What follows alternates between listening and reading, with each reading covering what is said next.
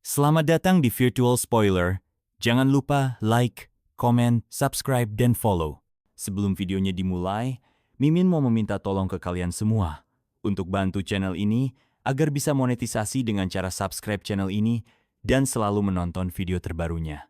Terima kasih. Kita lanjut ke videonya. Chapter 845, 9 Langit Merangkul Bulan. Ning Keyue terkejut. Kartu truf yang lebih kuat dari 6 senjata tingkat 9? Tanpa ragu, itu pasti mata bulan. Tangannya mulai berkeringat. Jika Yun Xiao benar-benar menggunakan teknik mata itu, bahkan dia mungkin tidak sempat menyelamatkannya. Jiang Churan terkekeh pelan. Aku juga penasaran. Mata anak ini jelas tidak biasa. Sepertinya pertarungan ini tidak akan sepihak seperti yang kita kira. Di arena, tombak menebas turun dari langit. Wajah Yun Xiao berubah beberapa kali. Dia sempat lengah dan terlambat menghindar. Tubuhnya bergerak cepat dengan teknik langkah, tetapi bagian dadanya tetap tersayat, memperlihatkan luka berdarah. HMPH, cuma segini? Sepertinya pertarungan ini akan berakhir lebih cepat dari dugaanku.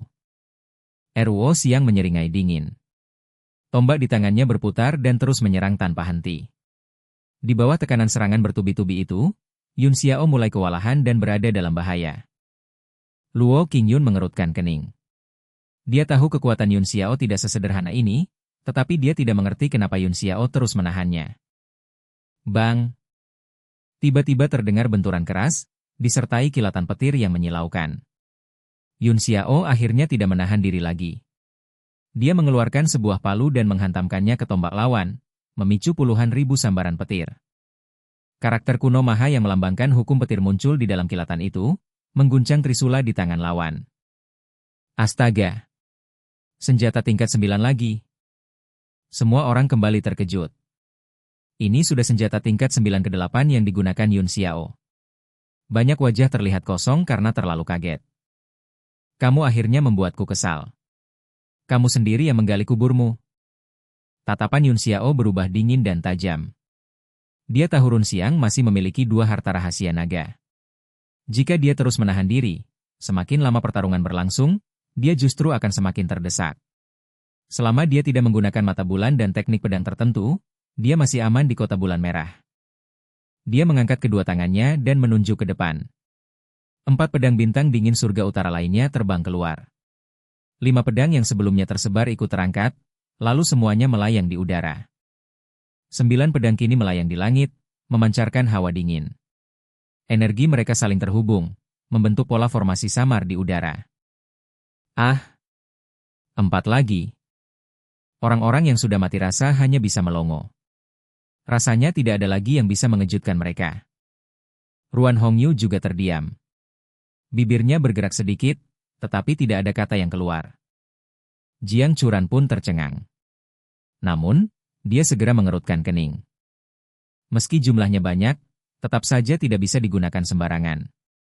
Aku rasa dia tidak mampu mengeluarkan kekuatan penuh dari semua itu. Lebih baik seperti Luo Qingyun, fokus pada satu senjata. Ruan Hongyu tersenyum kaku. Mungkin benar, tapi jumlahnya terlalu banyak. Bahkan bisa digunakan untuk membentuk formasi. Formasi pedang, 9 surga merangkul bulan. Yun Xiao berteriak keras. Tatapannya penuh tekad. Pola formasi ditekan turun dengan cepat. 9 pedang tersusun rapi, lalu bayangan pedang raksasa perlahan terbentuk di atasnya. Energi langit dan bumi di sekitar tersedot dengan liar.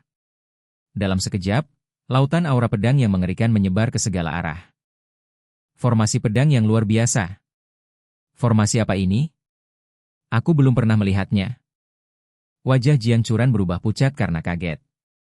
Perubahan mendadak ini benar-benar di luar dugaannya. Para penonton di bawah panggung menahan napas. Banyak dari mereka terkejut saat kulit mereka mulai terasa perih, bahkan ada yang sampai robek dan mengeluarkan darah. Apa yang terjadi?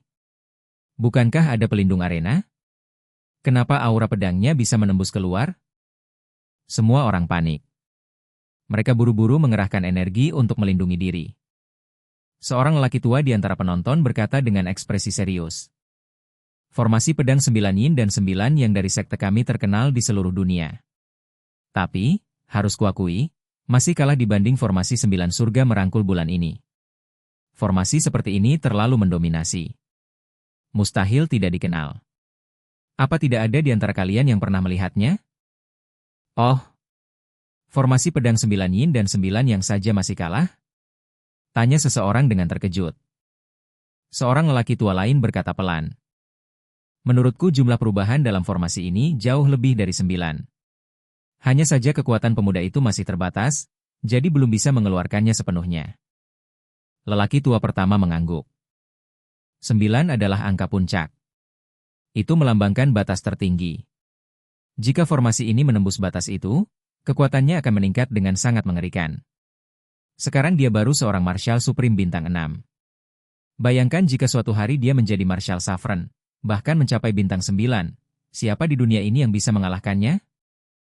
Semua orang terdiam kaget. Melihat situasi saat ini saja sudah jelas. Yun Xiao bisa mengendalikan begitu banyak artefak tingkat 9 sekaligus. Itu berarti dia memiliki dukungan sumber daya yang luar biasa besar. Ditambah bakatnya, bukan hal aneh jika dia akan menjadi ahli puncak di masa depan. Jika dibiarkan tumbuh, dia mungkin akan menjadi sosok sehebat Tao Changkong. Brengsek. Wajah Heruo Xiang berubah drastis. Diagram pedang sudah menekan dari atas, membuatnya sulit bergerak. Jika 9 pedang itu benar-benar jatuh, sisik naga di tubuhnya mungkin akan hancur semua. Dia meraung marah. Tangannya mulai berubah menjadi cakar naga. Aura sunyi dan berat menyebar. Cakar naga sejati muncul dan langsung mencengkeram tombak. Dengan kekuatan besar, dia mendorong bayangan pedang itu ke atas. HMPH. Jadi cakar naga ini hadiah dari Shang untukmu? Yun Xiao menatap dingin. Seingatku kamu juga punya sepasang tanduk naga. Lebih baik gunakan semuanya. Jangan salahkan aku kalau aku tidak memperingatkanmu. Senyum tipis di sudut bibir Yun Xiao membuat Run Xiang semakin marah. Untuk menghadapi dirimu, 3 harta naga saja sudah cukup. Dia meraung keras. Tombaknya bergerak cepat, menebas berkali-kali. Dalam sekejap, bayangan pedang itu pecah, dan lautan energi pedang terbelah. Harta rahasia naga lagi? Seru Ruan Hongyu kaget. Tidak heran orang berdarah naga begitu terobsesi. Kekuatan mereka bisa meningkat berkali-kali lipat. Jiang Churan berkata dengan wajah serius. Konon, jika seseorang mengumpulkan 9 harta naga, dia bisa berubah menjadi naga sejati kuno. Mungkin itu hanya legenda, tapi cukup untuk menunjukkan betapa berharganya benda-benda ini. Jika janggut naga itu juga jatuh ke tangannya, tidak akan ada generasi muda yang bisa menandinginya. Ruan Hongyu menghela napas panjang. Harta itu awalnya hanya inti formasi penyegel di tanah pemakaman. Aku pikir cukup berharga untuk dijadikan mahar. Tidak kusangka akan berkembang sejauh ini, bahkan menarik perhatian ras laut. Di arena, Yun Xiao mencibir. Karena kamu tidak mau mendengar, jangan salahkan aku. Bersiaplah. Transformasi 9 pedang, tebas. Dia mengucapkan mantra. 9 pedang bergetar hebat. Bayangan pedang raksasa terbentuk, seperti pedang penghukum langit, lalu menebas turun dengan kekuatan dahsyat. Guncangkan langit dan bumi, buat gunung dan sungai menangis. Setelah menggabungkan kekuatan cakar naga ke dalam tubuhnya, aura dan kepercayaan diri Heruo Xiang meningkat pesat. Meski tombaknya hanya artefak tingkat 9 biasa, dia sudah bisa mengeluarkan lebih dari setengah kekuatannya. Dengan satu tebasan, dia menyambut serangan pedang raksasa itu. Bom! 2 kekuatan mengerikan bertabrakan. Dalam sekejap, keduanya hancur bersamaan, dan gelombang energi yang tersisa menyapu segala arah dengan ganas. Pertahanan panggung langsung memancarkan 9 cahaya berwarna.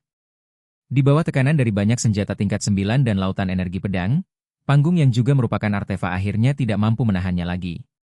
Pertahanannya sudah didorong hingga batas maksimal, tetapi tetap tidak sanggup menahan benturan itu dan langsung hancur. Tidak baik.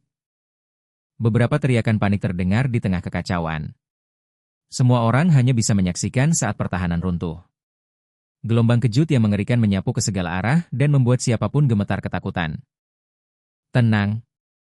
Tetap tenang. Suara Jiang Bieli terdengar jelas, langsung menggema di hati semua orang. Beberapa sosok muncul di udara dan bersama-sama membentuk penghalang baru untuk menahan dampak pertarungan. Aku hampir mati ketakutan. Sial, nyawaku hampir melayang. Kita sampai mempertaruhkan nyawa cuma untuk nonton ini. Gila. Setelah sempat panik dan mengeluh, kerumunan perlahan kembali tenang. Di arena, setelah menebaskan serangan pedang raksasa, Yun Xiao mengangkat tangannya dan meraih udara. Pedang 1000 musim gugur bergetar dan kembali ke genggamannya. Di tangan kirinya muncul bola air hijau yang berkilau, lalu dia mengusapnya perlahan. Dengung. Pedang itu seolah hidup. Suaranya terdengar seperti sorakan kegembiraan. Kekuatan yang dipancarkannya semakin kuat, cahaya tajam menyebar ke segala arah. Sebuah penghalang pedang terbentuk di sekeliling tubuh Yun Xiao, menahan sisa gelombang kejut. Apa itu? Di tengah dampak sisa ledakan, Run Xiang yang masih bertahan tiba-tiba membelalakan mata. Harta rahasia naga. Kamu benar-benar punya harta naga. Berikan padaku. Suara teriakannya penuh keserakahan dan kegembiraan. Tanpa ragu, dia mengangkat tombaknya dan menerjang langsung ke depan, menembus gelombang kejut. Wajah Yun Xiao disinari cahaya hijau yang lembut. Dia tersenyum dingin. Kalau kamu mau, ambil saja. Kekuatan pedang 1000 musim gugur terus meningkat. Di langit, sebuah bayangan raksasa perlahan muncul. Itu adalah boneka mayat besar yang perlahan turun dari udara. Ini roh artefak? Semua orang tercengang. Aku pernah melihat roh artefak sebelumnya, tapi bagaimana bisa ada yang punya wujud fisik seperti itu? Jiang Ruobing mengerucutkan bibir. Wajahnya menunjukkan campuran jijik dan kaget. Tuan, roh artefak ini menjijikkan sekali. Itu jelas boneka mayat. Yun Xiao benar-benar memakai benda seperti itu sebagai roh artefak? Setelah emosinya mereda, dia mulai kembali seperti biasanya. Ning Qiwei juga mengerutkan kening.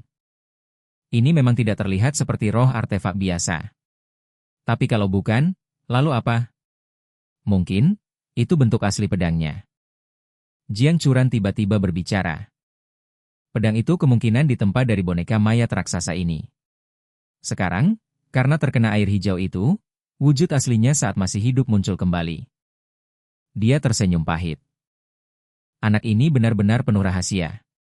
Tidak heran dia berusaha keras menyembunyikannya. Tatapan Luo Qingyun menjadi serius, bahkan dipenuhi keinginan yang kuat. Dia bergumam pelan. Air hijau itu, apa sebenarnya?